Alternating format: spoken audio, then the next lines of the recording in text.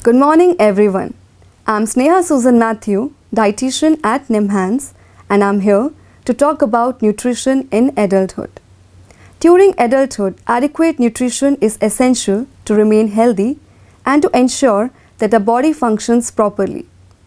By the time one reaches adulthood, body growth in terms of height almost ceases. However, breakdown and repair of body tissues is still going on. Proper nutrition during adulthood and earlier years of life ensures good health right until old age. Nutrition requirements in adult males and females differ primarily due to the difference in their body weights and body composition and not due to the direct influence of gender.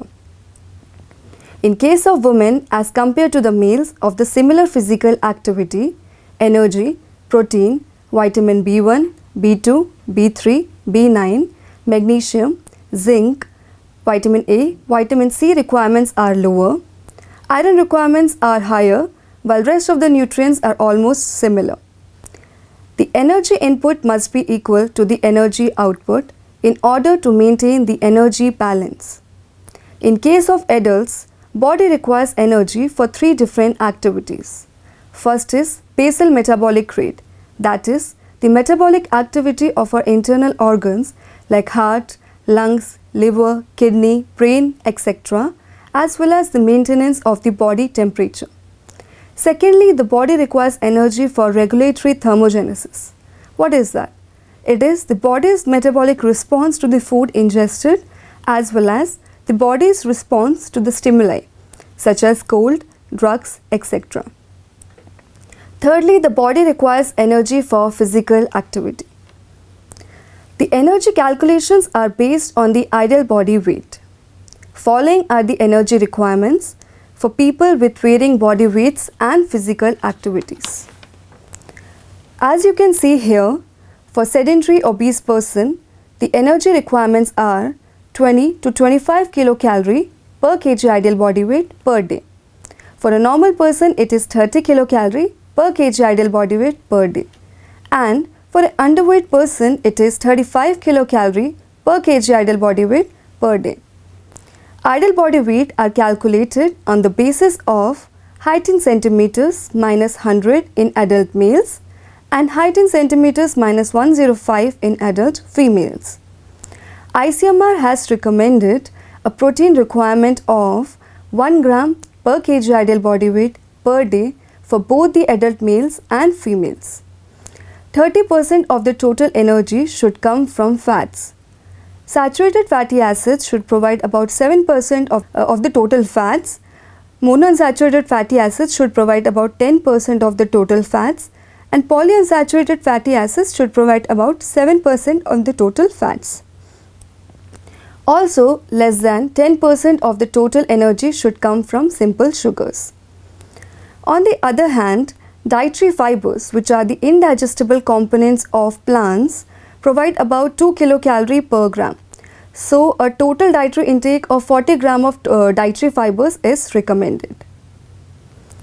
Indian Council of Medical Research 2020 has recommended energy values in sedentary males to be 2110 kilocalories per day, in sedentary females to be 1660 kilocalories per day. The fat requirements for sedentary male is basically 25 gram per day, and for sedentary female it is 20 gram per day. The carbohydrate requirement for both the adult males and females are almost the same, which is like 130 gram per day. And the protein requirements for males it is 54 gram per day, and for females it is 45.7 grams per day. Generally, in males, as if we see, the iron requirements are 19 mg per day, but for females it is 29 mg per day. So, from where this difference is coming? In females, it is generally higher because of the menstrual losses during adulthood. Among adults, calcium requirements are basically required to replace the amounts which are lost through urine, feces, sweat, etc. So, the calcium requirements for both the adult males and females are almost the same, which is 1000 mg per day. Of the dietary calcium, only 20 to 30% is absorbed, and an elemental calcium is to phosphorus ratio of 1:1 is essential for the maintenance in both the males and females. There are 3 stages of adulthood basically for which account for your body's changing nutrient needs. First is early adulthood, second is middle adulthood, and third is late adulthood. The ages 19 to 30 is termed as the early adulthood. So during this time you need plenty of calories because you're the most active and you're burning most of the calories each day. In the middle adulthood, basically your physical activity is little less, so the energy requirements will also be little less. But for the maintenance of your ideal body weight, taking less of calories is recommended. In adult females who are in the middle adulthood period, they require basically high of irons because the iron stores in their bodies are little less. In the late adulthood, the physical activity is much more less, so the energy requirements will be more less. But the women who are in the late adulthood period, their calcium requirements should be more to prevent osteoporosis, which is very much common in adulthood as they enter menopause and experience hormonal changes. To stay healthy, following dietary guidelines are to be considered. Eat low sodium, low fat diet rich in fruits and vegetables. Eat foods rich in whole grains, prefer lean meats, and include fatty fish like salmons, sardines, which are rich in omega-3 fatty acids.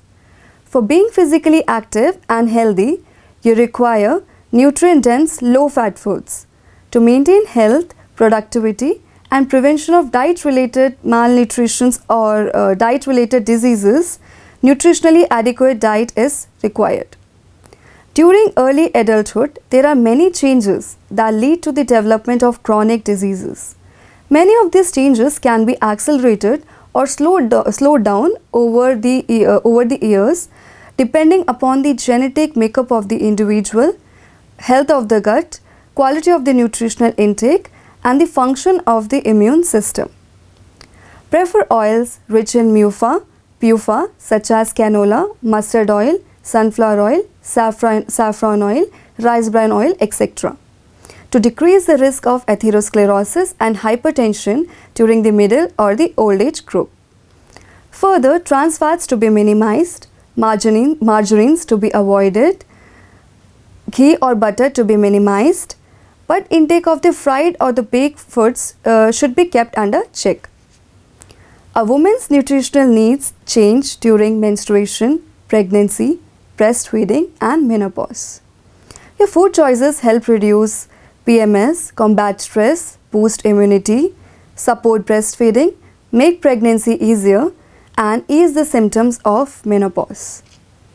In case of people going to office and all, you can give them packed lunch, etc. The packed food should be fully nutritious, well balanced, easy to carry and handle. To plan nutritionally adequate diet, attention needs to be given to the type and the amount of the fat in the diet. While planning for individuals with low socioeconomic groups, attention needs to be given in many ways.